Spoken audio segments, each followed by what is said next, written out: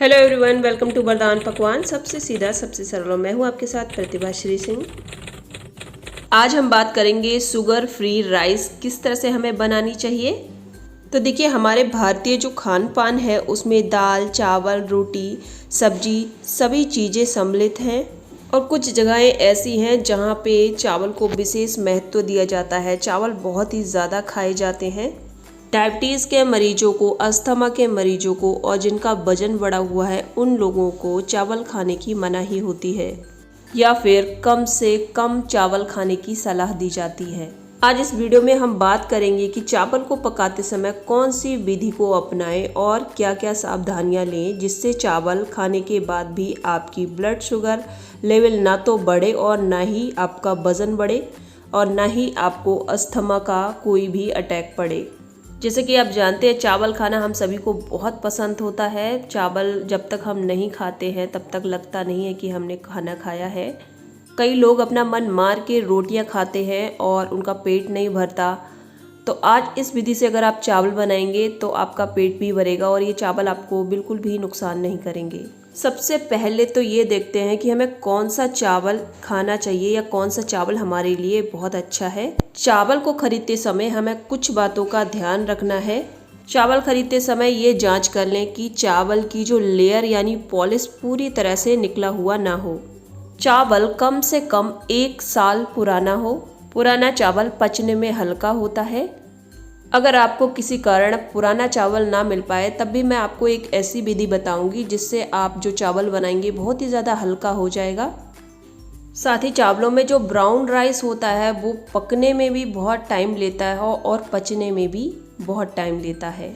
तो चलिए देखते हैं कि चावलों को पकाने का सही तरीका क्या है और जो चावलों का माड़ जो कि पचने में हल्का होता है, बहुत ही गुणकारी होता है, उसे कैसे बनाया जाए।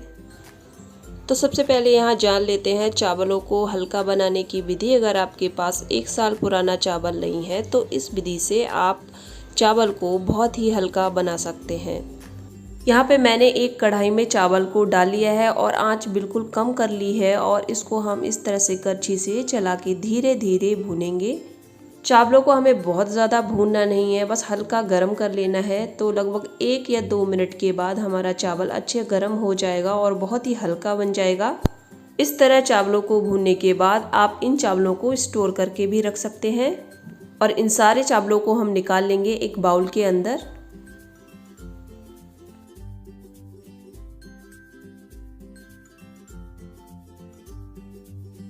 चलिए अब इन चावलों को धोने का तरीका भी देख लीजिए। तो सारे चावलों को मैंने एक बड़े बाउल के अंदर ट्रांसफ़र कर दिया है और अब मैं इसमें डालूंगी पानी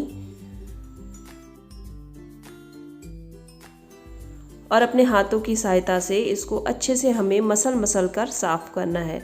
इसमें बहुत सारा पाउडर रहता है, धूल मिट्टी भी लगी रहती है, तो वो अच्छे से साफ़ हो जाएगी इस तरह से हम इसको मसलेंगे तो इसको इस तरह से मसलना बहुत ज़रूरी है। तो लगभग 1 या 2 मिनट के बाद इस तरह से मसलने के बाद आप देखेंगे चावल से जितना भी पाउडर, धूल, गंदगी है वो ऊपर आ गई है। और अब इस पानी को हम क्या करेंगे, निकाल देंगे एक बड़े से बाउल के अंदर। देखिए कितना सारा गंदगी है इसके अंदर। तो ये पानी का हमें कुछ भी नहीं करना है, ये पानी हमारे किसी काम का नहीं है। इसमें बहुत सारी गंदगी है, पाउडर है, तो इसको हम निकाल देते हैं, साइड में रख देते हैं। फिर से थोड़ा पानी हम चावलों के अंदर डाल लेंगे और फिर से हमें इन चावलों को उसी तरह 1 सेकंड के लिए मसल कर साफ़ करना है। और अब हम इस पानी को भी उतार लेंगे उसी बर्तन के अंदर।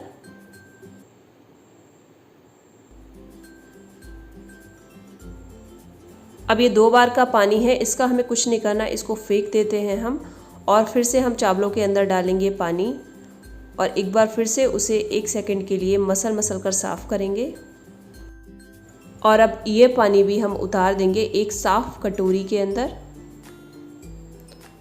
और ये पानी बहुत ही ज़्यादा गुणकारी है। आयुर्वेद में बहुत सारी दवाइयाँ इस पानी से दी जाती है, खासकर महिलाओं में होने वाले बहुत सारे रोग हैं जिनकी दवाइयाँ आयुर्वेद में इस पानी से दी जाती हैं। और देखिए मैंने चावलों में फिर से पानी डाल दिया है और अब हम इसको ढक करके रख देंगे आधा घंटे के लिए, जिससे जो हमारा चावल है अच्छे से फूल जाएगा। चावल को फुलाकर बनाने से एक तो वो बहुत जल्दी बन जाते हैं और बहुत ही सॉफ्ट बनते हैं, खाने में बहुत ज़्यादा टेस्टी लगते हैं। अगर आप चावल इस तरह से फुला के नहीं बनाते हैं तो एक बार आप बना के देखिए, आपको बहुत पसंद आएगा। डायरेक्ट चावल को धुलकर जो हम चावल बनाते हैं प्रेशर कुकर में डाल के, बहुत ही ज़्यादा हार्ड हो जाते हैं। आप इस तरह से बनाइए, चावल बहुत ही ज़्यादा सॉफ्ट रहेगा।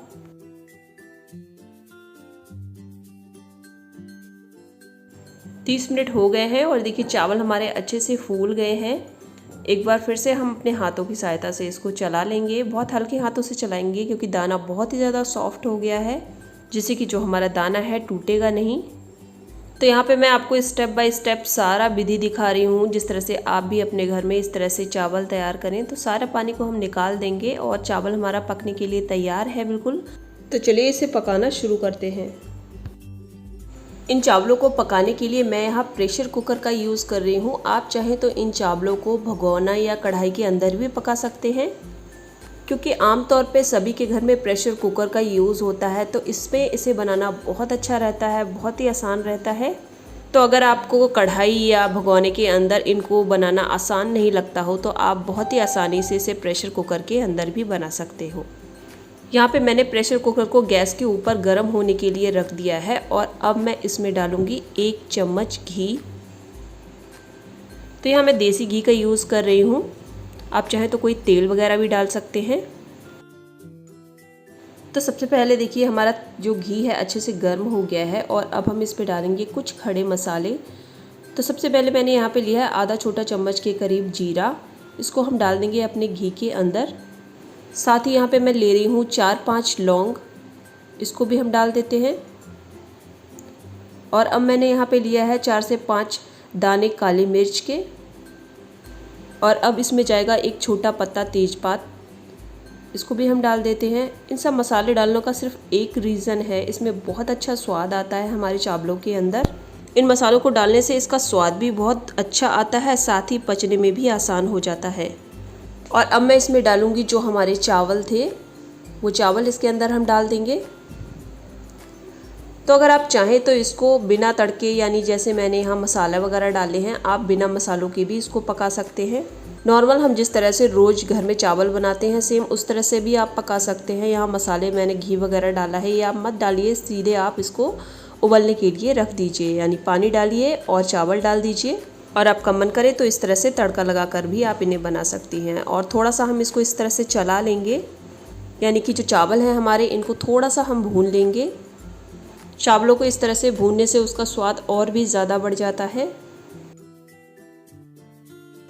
और यहाँ पे आप देखिए हमने जो चावल को फुलाया था उससे इसका दाना कितना ज़्यादा बड़ा हो गया है, और इसको भूनने से क्या हुआ, जो इसमें एक्स्ट्रा पानी था वो भी अच्छे से निकल गया है, यानी सूख गया है। और अब हम इसके अंदर पानी डालेंगे। तो पानी का भी मैं यहाँ पे आपको नाप बता देती हूँ कि कितना पानी हमें चाहिए। तो आप जो भी चावल खाएं और जितना भी पानी उसमें लगाते हो, उससे 1 गिलास फालतू हमें यहाँ पे पानी लगाना है।